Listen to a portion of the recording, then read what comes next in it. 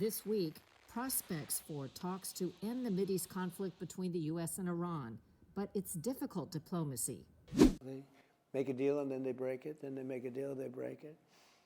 It's a difficult group. President Trump joins me for an exclusive interview on the one story that has the world's attention. So is it accurate to say you think the combat operations are over and done, but there No, may I be... didn't say that. I said they are defeated, but that doesn't mean they're done. We cover concerns foreign and domestic, How do you feel today about the Republicans' chance in the midterms? and even tackle all American issues. Your Justice Department is investigating the NFL. Do you think this is price gouging on America's favorite sport? If they're making a lot of money, they could make a little bit less, and they could be... This week, my White House interview with President Trump.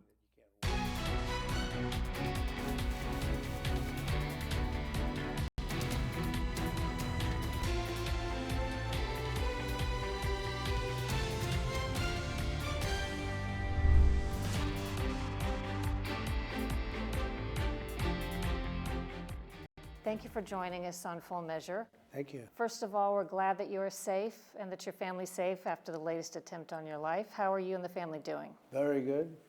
It was an interesting evening, but I felt very secure, and I think Secret Service did a very good job. The judge apologized to the suspect for the treatment that he's gotten in jail. Well, I heard that, and then after watching that, they went back a couple of years, and he was very apologetic to another suspect who I didn't even know about, but he was also, the same judge was very apologetic to somebody else having to do with a similar subject. And not even believable, actually. On Iran, would you say the war is over? Is it paused, or is it very much active? Well, they're militarily defeated. In their own minds, maybe they don't know that, but I think they do because I deal with them. And we cannot ever let Iran have a nuclear weapon. But they are militarily defeated. They have no navy, they have no air force, they have no anti-aircraft weaponry, they have no radar, they have no leaders. Their leaders are gone. The first set, the A team is gone, the B team is gone, and part of the C team is gone. But I think we're dealing with people that have a certain power. It's very interesting because, you know, they make a deal and then they break it, then they make a deal, they break it.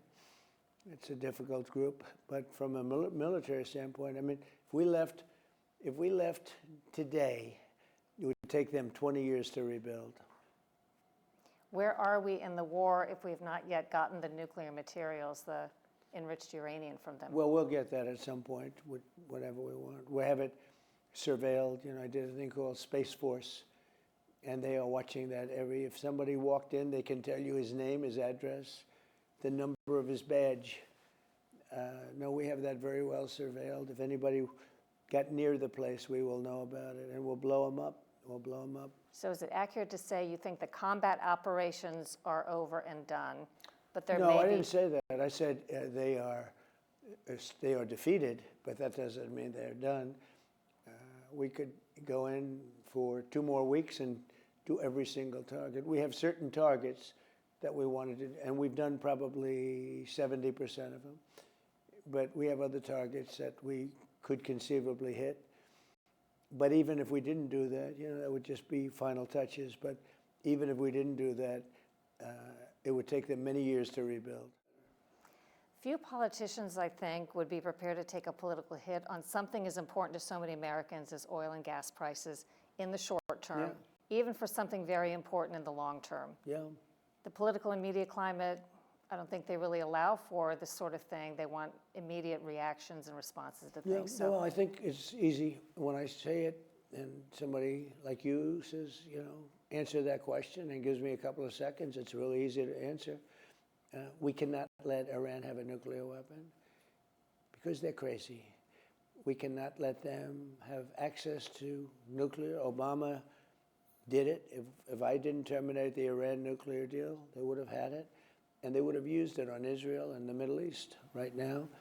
and maybe beyond. You know, they actually had rockets that, you saw that the other day, that could reach Europe.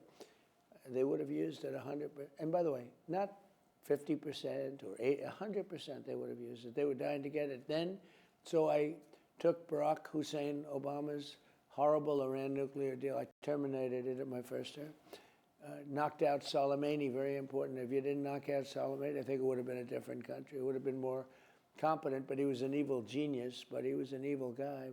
The roadside bombs, etc., killed many, many people, maimed so many people, the legs, the arms, the face.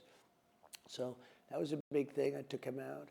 And then very big, I don't know, they're all so important if you think. I'm thinking which is the most, but when those beautiful B-2 bombers attacked 8 months ago and attacked their potential nuclear site, they would have had a nuclear weapon within 2 weeks if we didn't. That's why I had to go in. I knew that they were going to have a nuclear weapon.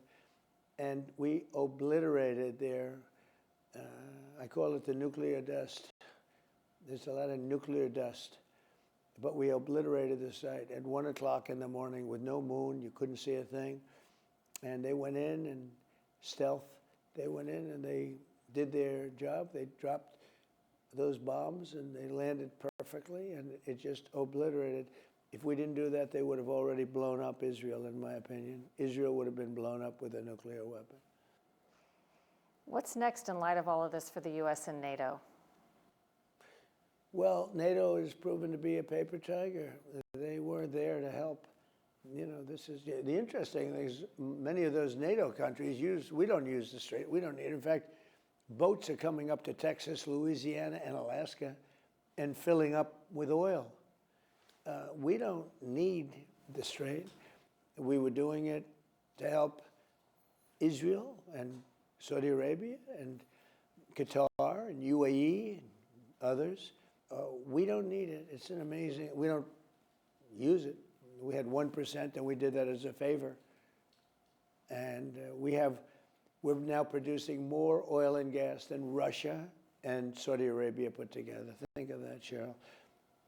If you take everything that Russia does, everything that Saudi Arabia puts out, we produce much more oil and gas than Russia and Saudi Arabia put together.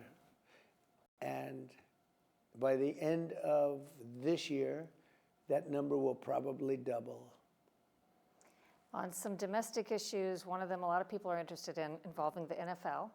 Your Justice Department is investigating the NFL for moving a lot of viewers from free broadcast television into more expensive pay programming like Amazon Prime, Netflix, Peacock, and YouTube, where the NFL makes more money.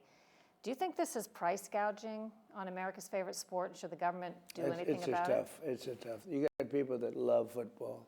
They're great people. They don't make enough money to go and pay this. It's tough.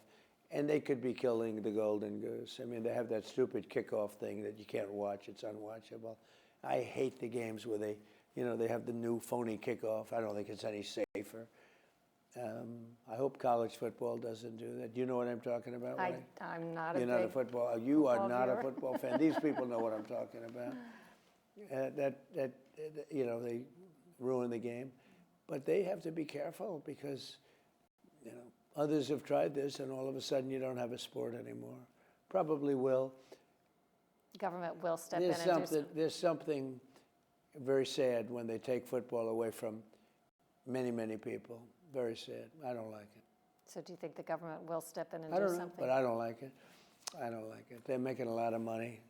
They could make a little bit less. They could let the people see. You have people that live for Sunday. They can't think about anything else, and then all of a sudden they're going to have to pay $1,000 a game. It's crazy, so I'm not happy about it. More with President Trump from the White House after a short break.